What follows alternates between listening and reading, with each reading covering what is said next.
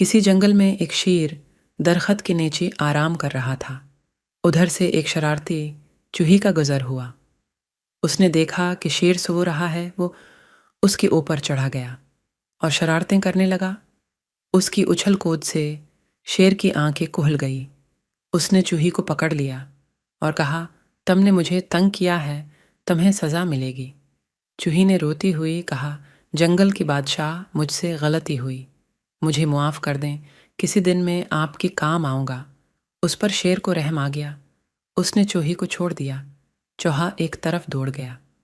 कुछ दिनों बाद उसी चूही ने देखा कि शेर किसी शिकारी के लगाए जाल में फंसा हुआ था।